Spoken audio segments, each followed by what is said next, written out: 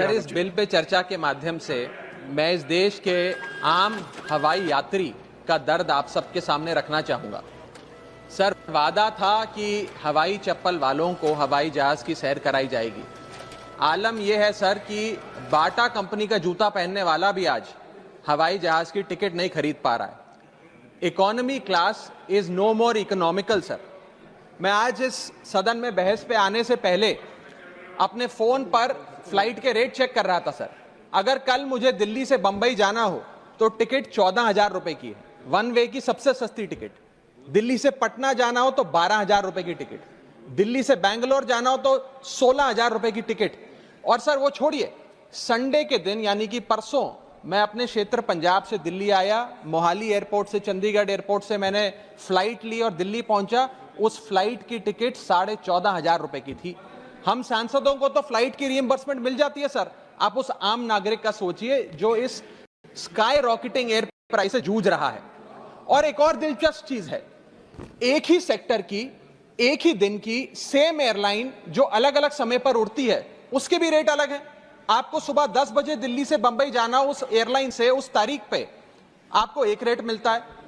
2 बजे की दोपहर की टिकट लेते हैं उसी एयरलाइन पे, उसी दिन पे वो उससे दोगुनी हो जाती है। न जाने क्या लॉजिक है। सर, हमें इस देश में एयर यात्रा को लग्जरी ट्रैवल नहीं बनाना सर, आम ट्रैवल बनाना है जैसे कि ट्रेन का है। और सबसे बड़ी बात सर, इस देश में जहाज में उड़ना और जहाज में उड़ के अपनी मंजिल तक पहुंचना आज भी इस देश की बहुत बड़ी आबादी के लिए एक सपना है। अगर ट्रैवल की रफ्तार बढ़ेगी तभी इस देश की रफ्तार बढ़ेगी। सर, दूसरा दर्द जो इस देश का आम आदमी रोज उससे जूझ रहा है वो है ओवर क्राउडेड एयरपोर्ट्स। सर, आज हमारे देश के एयरपोर्ट्स बस अड्डे जैसे बन गए हैं। बस अड्डों से बदतर हालत, बदतर व्यवस्था देश के एयरपोर्ट्स पर है सर। सर, टर्मिनल 1 चले जाइए दिल्ली के, टर्मिनल 2 चले जाइए दिल्ली के, आप हालात देखिए। सिक्योरिटी लाइन से लेकर चेक इन लाइन तक लोग लाइनों में खड़े हैं और लाइनों में खड़े हैं और उसके बाद उनकी फ्लाइट भी इस चक्कर में मिस हो जाती है। एक मुसाफिर सही समय पर फ्लाइट नहीं पकड़ पा रहा क्योंकि वो बेचारा चेक इन और सिक्योरिटी लाइन में ही फंसा रहता है। इतने ओवर क्राउडेड एयरपोर्ट्स आज हमारे देश के बन चुके हैं। सर, आज यात्री का तीसरा दर्द,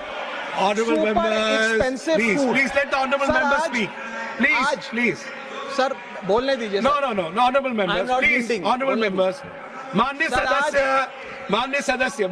मेरा समय जा रहा है। सर, आज एयरपोर्ट्स पर खाना इतना महंगा है, बाजार के मुकाबले 2 गुना 3 गुना दाम है। एक साधारण सी पानी की बोतल जो 20 रुपए की बाजार में मिलती है वो एयरपोर्ट के भीतर जाकर फूड आउटलेट पे 100 रुपए की मिलती है। आज यात्री जो इंतजार कर रहे हैं अपनी फ्लाइट का, वो पानी पीकर पेट भर रहा है कि कहीं 250 रुपए की चाय और 350 रुपए का समोसा ना खरीदना पड़ जाए। बताइए सर, एक आम आदमी एयरपोर्ट पर अपने जहाज का इंतजार करते हुए क्या एक चाय नहीं पी सकता? क्या इस पर कोई रेगुलेशन नहीं होना चाहिए? क्या कोई अफोर्डेबल कैंटीन का मैकेनिज्म नहीं होना चाहिए? चौथा दर्द जो आज इस देश के आम यात्री को सर सहन करना पड़ रहा है वो है पुअर कनेक्टिविटी। आज इस देश के कई टूरिज्म स्पॉट्स पे, कई फेमस शहरों तक जहाज की यात्रा नहीं पहुंचती, फ्लाइट्स नहीं पहुंचती, एयरपोर्ट नहीं पहुंचती। कई शहर, अधिकतर शहर ऐसे हैं जहां पर एयरपोर्ट्स नहीं है। इंसान को जहाज लेकर, जहाज से उतरकर कई घंटों का बस का और गाड़ी का सफर तय कर अपनी मंजिल पे पहुंचना पड़ता है। सर, सरकार ने कहा कि मालदीव्स मत जाओ, लक्षद्वीप जाओ छुट्टी मनाने। मैं आपको आज का रेट बता रहा हूं सर, अगर आज मुझे दिल्ली से मालदीव जाना हो तो 17,000 रुपए की फ्लाइट है, लेकिन दिल्ली से लक्षद्वीप जाना हो तो 25,000 रुपए की फ्लाइट है। सर, तो बताइए हम मालदीव जाएं कि लक्षद्वीप जाएं? सर, चौथा दर्द जो आज पांचवा दर्द जो आज एक आम यात्री को महसूस करना पड़ रहा है वो है sir flight cancellation and delays. Sir, एक आम नागरिक अपनी मंजिल पे, अपनी डेस्टिनेशन पे पहुंचने के लिए, जल्द पहुंचने के लिए कभी कभार ट्रेन यात्रा या बस या गाड़ी की यात्रा नहीं करता, वो महंगी टिकट खरीदता है। महंगी टिकट खरीद के अपनी मंजिल पे समय पे पहुंचना चाहता है।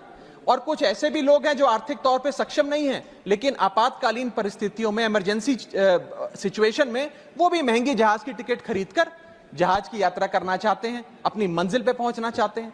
लेकिन क्या वो अपनी मंजिल पे समय पर पहुंच जा रहे हैं? निर्धारित समय से 3 से 4 घंटे लेट आज जहाज चलते हैं, और खास तौर पे छोटे शहरों के जो एयरपोर्ट्स हैं वहां पर तो मैक्सिमम डिलेज देखे गए हैं सर 1 केजी अगर एक्सेस बैगेज हो जाए तो फ्लाइट आपसे हजारों रुपए का किराया वसूलती है, लेकिन कई घंटों के डिले के लिए क्या फ्लाइट हमें कॉम्पनसेट करती है? मैं आज माननीय मंत्री जी को कहना चाहूंगा कि कुछ ऐसा मैकेनिज्म बनाए कि हर घंटे के फ्लाइट के डिले के लिए एयरलाइन आम यात्री को कॉम्पनसेट करे, उसकी जेब में पैसा डाले। इसी के साथ साथ हर महीने एक चार्ट जारी होना चाहिए कि किस सेक्टर की कौन सी एयरलाइन ने कितने घंटे का डिले, किस सेक्टर की कौन सी एयरलाइन ने कितने घंटे का डिले यात्रियों को दिया। और इसी के साथ साथ सर छठा दर्द जो आज के भारत देश के आम यात्री को महसूस करना पड़ रहा है सर, वो है लैक ऑफ अफोर्डेबल ऑप्शंस। जो अभी मेरे साथी भी बात कर रहे थे कि इस देश में 90% एयर ट्रैवल 2 एयरलाइंस के पास है, 90% मार्केट शेयर 2 एयरलाइंस के पास है। यानी कि एक हमने कार्टेल क्रिएट कर दिया, डुओपोली क्रिएट कर दी, यानी कि वो मनचाहे दाम पे मनचाही सर्विसेज देंगे क्योंकि कोई कंपटीशन ही नहीं है, कोई प्रतिस्पर्धा नहीं है। Point of order. I'll have to take a point of order. One second. Bharat सरकार Point of order. Yes. न जाने सर, मैं तो एयरलाइन का बोल रहा हूं तो भी पेट में दर्द हो रहा है। Point of order. Please. 238A 238A. कोई सदस्य किसी अन्य सदस्य या लोकसभा के किसी सदस्य के विरुद्ध मानहानि कारक या अपराध में फंसाने वाले स्वरूप का कोई आरोप नहीं लगाएगा जब तक कि आरोप लगाने वाले सदस्य ने सभापति को संबंधित मंत्री को भी इसकी पूर्व सूचना न दी हो, ताकि मंत्री उत्तर दिए जाने के प्रयोजन के लिए इस विषय की जांच कर सके। Honorable member, there is no defamatory here. No defamation मैं पहले नासिर हुसैन जी ने जो बोला है मैं उसके ऊपर कर रहा हूं। That of course, that has been taken into consideration. एक मिनट, इनका नहीं है। हमारा देश है और इतनी विशाल जनसंख्या वाले देश में मात्र 2 ही कंपनियां हमारा पूरा एविएशन सेक्टर चला रही हैं। सर सरकार लाई एक स्कीम जिसका नाम था उड़ान, जिसका फुल फॉर्म है उड़े देश का आम नागरिक। पर कैसे उड़े? ना फ्लाइट के उड़ने के ऑप्शन है, ना अफोर्डेबल टिकट है, ना फ्लाइट सही समय पर चलती है, तो कहां उड़े, कैसे उड़े? और सबसे बड़ी बात सर, जब से ये उड़ान स्कीम आई है एक धारणा एविएशन सेक्टर में बनी हुई है कि जैसे ये स्कीम लागू हुई 2 एयरलाइन बंद हो गई, जेट एयरवेज और गो एयर, और तीसरी स्पाइस जेट बंद होने की कगार पे खड़ी है। तो अब लोग ये भी कहने लग गए हैं कि शायद उड़ान स्कीम एक बहुत बड़ा अपशगुन थी, और इसी के चलते आज हमारा देश का आम नागरिक प्लेन से वापस ट्रेन पे जा रहा है। सर मेरा 7वां दर्द बैगेज चार्जेस और बैगेज डिलेज। सर अगर आपका 1 केजी बैगेज ओवरवेट हो जाए तो हजारों रुपए एयरलाइन आपसे एक्सेस बैगेज के चार्जेस वसूल लेती है। यहां तक कि कुछ लोग अब अपना सामान एयरपोर्ट पर फेंक के चले जाते हैं बिकॉज उनके सामान में पड़ी वस्तुएं इतनी महंगी नहीं है जितना बैगेज चार्जेस एयरलाइन ले लेती हैं। और बैगेज के डिलेज देखिए सर, लंबा आपको इंतजार बैगेज बेल्ट पे करना पड़ता है कि कब हमारा बैग आएगा। जब स्क्रीन पर देखते हैं तो स्क्रीन पर लिखा आता है बैगेज ऑन बेल्ट, लेकिन बैगेज ऑन बेल्ट नहीं होता, सिर्फ 2-3 बिजनेस क्लास पैसेंजर्स का बैग आता है और न जाने कितने मिनट एक आम नागरिक को इंतजार करना पड़ता है। इस एक्सेस डिले के लिए या इसको स्टैंडर्डाइज करने के लिए कोई प्रोसीजर सरकार को बनाना चाहिए। सर मेरा 8वां दर्द मैं समाप्त कर रहा हूं सर 8वां दर्द, heavy car parking charges eight airport. Sir आज आप एयरपोर्ट्स पर पार्किंग का ठेका किसी एक कंपनी को दे देते हैं और वो मनचाहे दाम वसूलती है। खास तौर पे छोटे एयरपोर्ट्स पे 200-250 रुपए प्रति घंटे की कार पार्किंग चार्जेस देनी पड़ते हैं। आज आप दिल्ली के एयरपोर्ट चले जाइए, 220 रुपए प्रति घंटा गाड़ी का चार्ज लगता है, और अगर आपने कोई कैब टैक्सी बुक कर ली तो उसका भी मोटा बिल आता है, क्योंकि वो टैक्सी वाला भी expensive car parking charges, airport charges अपने बिल में जोड़कर आपको देता है। सर ये था दर्द फ्लाइट में चढ़ने से लेकर फ्लाइट में उतरने का। मैं अंत में 4 पंक्तियां सुनाकर अपनी वाणी को विराम दूंगा, और आज इस देश के आम नागरिक, आम यात्री का दर्द इन पंक्तियों में आप तक पहुंचाने की कोशिश करूंगा। कहीं है लंबी लाइनें, कहीं चेक इन से पहले काउंटर बंद, कहीं स्लो चल रहा है सर्वर, कहीं इंटरनेट है मंद।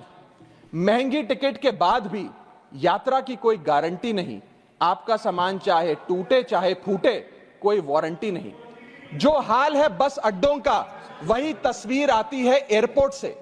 चाय हो या समोसा नहीं मिल रहा 500 रुपए के नोट से। रोज फ्लाइटें रद्द हो रही हैं धमकी, बम विस्फोट से।